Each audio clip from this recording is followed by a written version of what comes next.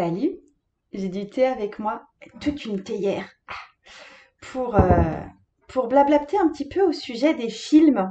Et je vais te proposer un tirage particulier au sujet des films.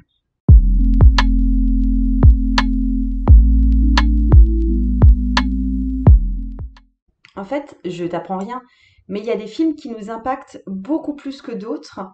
On se retrouve des fois à pleurer devant des films au-delà de la raison, où on se sent vraiment happé par une certaine histoire au point d'oublier tout le reste, ou qui vont nous laisser un petit peu sous le choc, qui vont nous laisser silencieux un long moment après. Bon, après, on est bien d'accord, hein, je te parle de films là parce que c'est ce qui m'était venu, et puis parce que le tirage est un petit peu plus dédié au film, mais ça peut être tous les types d'histoires. Hein. Tu peux avoir la même réaction devant un roman ou n'importe quel type d'histoire d'ailleurs. Et c'est un peu, là je voulais te parler d'une expérience que j'avais vécue avec un film en particulier, qui pourtant n'est pas THE film de l'année. C'était le film La Mission avec Tom Hanks que j'ai regardé il y a pas si longtemps que ça sur Netflix. En anglais le titre c'est News of the World parce que ça raconte l'histoire de quelqu'un qui va de ville en ville dans une ambiance un peu western pour, euh, pour lire les journaux en fait. Pour te raconter un petit peu ce qui s'est passé avec ce film, déjà, si tu comptes regarder ce film, n'écoute pas forcément tout ce que je vais dire là-dessus parce que, ou alors tu regardes plus tard parce que j'ai des chances de te spoiler un petit peu la fin et parce que c'est la fin qui m'a fait pleurer.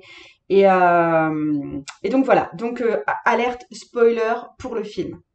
Et donc pour te faire le topo, c'est l'histoire d'un mec qui lit le journal d'une ville à l'autre, qui récupère un petit peu par hasard une petite fille d'origine apparemment allemande et qui a été récupérée par une population indienne et maintenant elle est récupérée par les blancs et il est censé la ramener dans sa famille d'origine. Ses vrais pères et mères ont été tués, mais par contre, il peut la ramener à un oncle et une tante qu'elle a encore. Donc, ils parcourent plein d'aventures ensemble. Ils s'attachent évidemment l'un à l'autre. Elle est extrêmement sauvage. Elle ne parle pas la langue que lui parle. Elle essaye à plusieurs reprises de s'échapper. Et puis, tout compte fait, ils entrent dans une forme de collaboration parce qu'il la protège quand même, etc. Et en fin de compte, il va l'emmener chez justement son oncle et sa tante. Elle n'a pas envie, visiblement, de rester avec eux.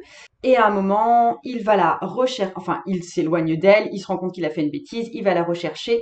Quand il la recherche, il se rend compte que c'est son oncle et sa tante l'ont carrément attachée parce qu'elle ne faisait que s'enfuir tout le temps. Et il lui dit, bah, j'aurais toujours dû te garder avec moi. Il la prend dans ses bras, ils s'en vont ensemble, happy end. Et puis elle parcourt le pays avec lui pour lire les nouvelles et les scénariser, vu qu'elle est là en plus, avec lui. À quel moment de ce film, moi, je pleure et je me liquéfie littéralement? C'est au moment, c'est au happy end en fait. C'est quand il vient la rechercher.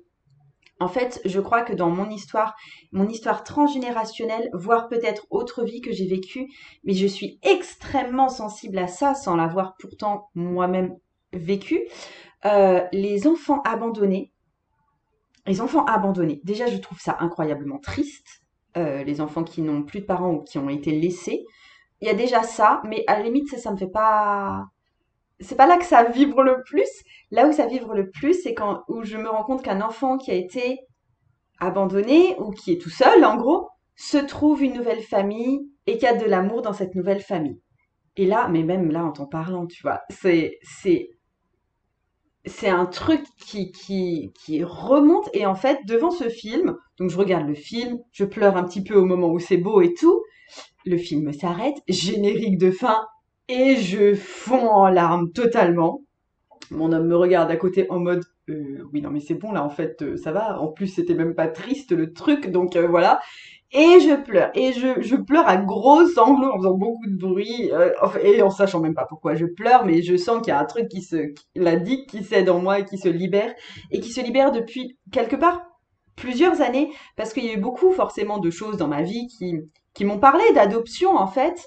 Moi-même j'ai cette tendance à pas mal aider les enfants autour de moi dans le sens où s'ils ont besoin d'un goûter ou d'une terre d'accueil pour une journée, la porte est ouverte, mais à tous les gosses, quoi. J'ai tendance à attirer ça. Je suis pas, avec les enfants, je suis pas la bonne pote avec qui les enfants veulent spécialement jouer. Ils me trouvent en général pas spécialement sympa. Ils me trouvent sympa, hein, bien sûr, mais je veux dire, c'est pas rigolo. Je vais pas leur faire des surprises et tout. Je suis pas le clown de service du tout. Mais par contre, je suis l'endroit refuge. Je sens qu'on vient se réfugier dans ma maison et près de moi. C'est assez criant. Et, euh, et j'ai été touchée par des chansons, des choses comme ça, mais jamais à ce point-là. Je pense que c'est comme si quelque part en moi il y avait une histoire d'enfant peut-être abandonné, peut-être laissé pour compte, peut-être qui a perdu de décès en fait ses parents, et que tout d'un coup il y a ce truc de euh, on retrouve un point d'ancrage.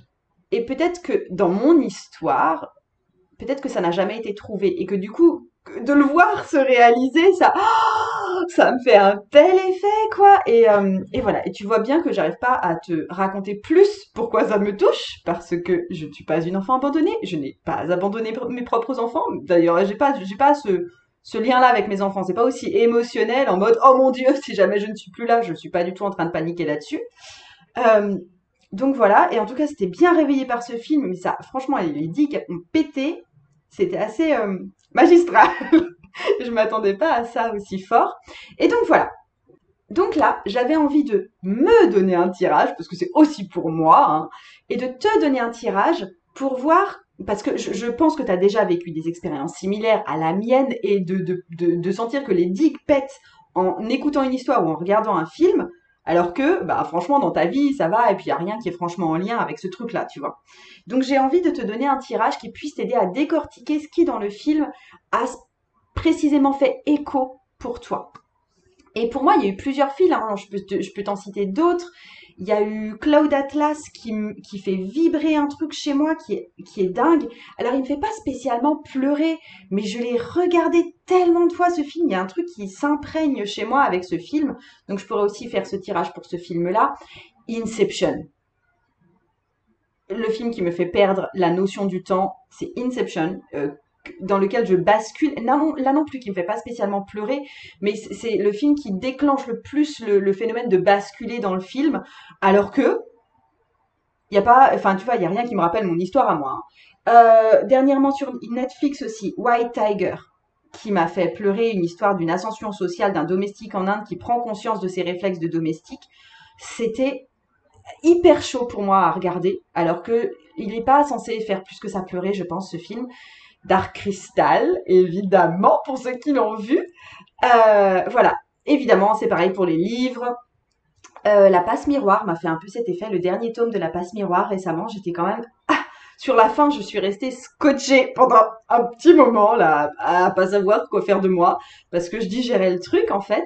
Bref, un tirage de tarot pour ce type de film.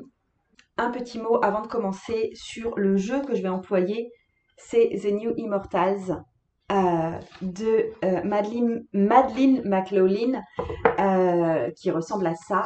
Il y a une vidéo de review hein, sur ma chaîne si tu veux regarder qui te décortique absolument toutes les cartes. Mais en fait, j'aimais bien son atmosphère un petit peu justement film, un peu film d'époque d'ailleurs.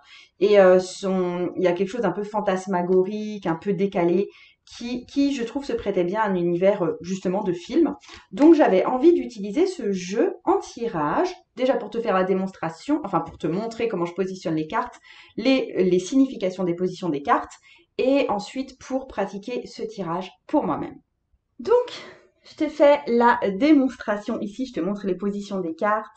Donc on est sur une sorte de pyramide ou de T inversé. On est sur 1, 2, 3, 4, 5, 6, 7.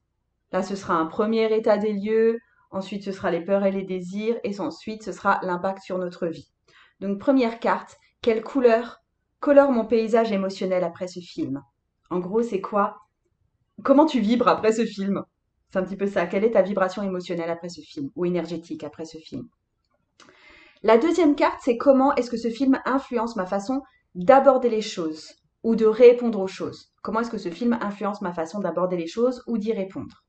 D'accord? Comment est-ce que ça influence, comment est-ce que ça change ma façon de voir le monde ou telle situation bien particulière, évidemment. Quelle peur éveille-t-il? Donc, quelles sont les peurs éveillées par ce film? Quel désir éveille-t-il? Donc, les désirs éveillés par ce film. Ensuite, plus long. Quel changement est-ce que je peux percevoir dans mon entourage immédiat, donc après ce changement émotionnel? Qu'est-ce qui a changé dans ma vision des choses et comment est-ce que ça impacte en fait mon entourage? Quel changement est-ce que je peux percevoir dans mon entourage immédiat? Des fois, après un film, on assiste à des sortes de synchronicité où il y a comme quelque chose qui s'aligne un petit peu mieux. Qu'est-ce que c'est? Ensuite, de quoi ai-je besoin de la part de mes proches et comment me le donner à moi-même? D'accord? C'est quoi le lien avec l'entourage? Et ensuite, quelle est la principale leçon que ce travail m'offre? D'accord? Eh ben, j'arrête ça, j'arrête ce truc très très théorique et je passe à la pratique. Et je vais pratiquer ce tirage pour moi avec le film justement La Mission. Donc je l'ai vu je l'ai vu il y a combien de temps? Je dirais il y a un mois. Donc c'est bien un mois. Et je vais en savoir un peu plus sur moi avec ce tirage. Ok, donc la première carte, quelle couleur colore mon paysage émotionnel après ce film? On est dans un chevalier de denier. C'est fou, c'est un sens de la mission assez aigu. Et c'est vrai que je me sens un peu missionnée là-dessus. Alors après ce film, je me sentais plus dans le rôle que tenait Tom Hanks de l'homme qui récupère l'enfant que dans le rôle de l'enfant soulagé en fait. Et du coup, je me positionne vraiment en mode un peu. Je pense que ça a changé pour moi. C'est avoir réussi ma mission. Et il y a un truc de ouais, j'ai réussi à le sauver ou la sauver ou sauver l'enfant. J'ai réussi à sauver l'enfant. Il y a un truc, une posture de un peu de mission et de mission accomplie surtout. Ok. Comment ça influence ma façon d'aborder les choses ou de répondre aux choses? C'est le page de coupe. C'est tout bête, mais je pense que ça vient plus. Je pense que ça a apaisé mon cœur d'enfant et mon cœur de sauveuse d'enfant aussi. Et c'est comme si, d'une part, je pouvais plus moi écouter l'enfant que je suis parce qu'il y a quelque chose de profondément apaisé. Et comme si aussi, d'autre part, je pouvais plus écouter les enfants en général. Quand je dis les enfants en général, juste pour le contexte de ma vie. Donc moi, j'ai trois enfants. Mes trois enfants, dont la plus jeune a 11 ans, c'est quand même des enfants qui sont assez grands. Mais je vis dans un voisinage où les enfants jouent beaucoup ensemble. Je suis entourée pas mal d'enfants. Et bien sûr, les copines de collège et tout, de mes filles et tout. Euh, mais c'est comme si j'avais une plus grande ouverture vis-à-vis de ces enfants, dans le style où peut-être que je m'autorise à être plus joyeuse ou plus à l'écoute et pas juste à les voir comme des pauvres petites créatures à sauver, tu vois. Et je pense qu'il y a quelque chose qui est plus adouci, qui est plus à l'écoute et qui est plus aussi adouci pour moi et à l'écoute envers moi. Quelle peur est-ce que ce film éveille? On est sur un 3 de bâton. Alors, ça a pas grand-chose à voir avec le 3 de bâton. Ça a plutôt, enfin, 3 de bâton en signification générale, ça a plutôt à voir avec l'illustration et cette idée de nid et de trouver sa maison.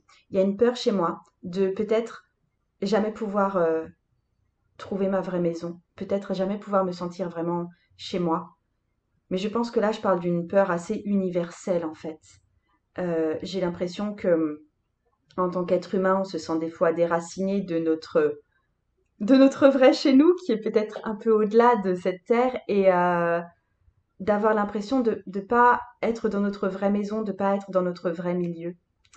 Et je pense que ça réveille cette peur de chez moi, enfin pas cette peur, mais tu vois, cet éloignement en tout cas, qui fait que peut-être que je me sens pas encore tout à fait chez moi et que j'aspire à retrouver ce chez moi. J'aimerais bien emmener tous les enfants du monde avec moi, bien sûr, mais il y a ce truc de cette peur de pas tout à fait être à ma place. Et je pense pour celles qui sont dans cette même peur et ce même désir ou ce même, tu vois, cette nostalgie, euh, je pense que ça arrivera que après notre mort en fait. Et pour l'instant, on est juste sur Terre pour faire notre voyage en transit. Ah, ça va parler des croyances assez profondes là pour moi. Ok, je poursuis.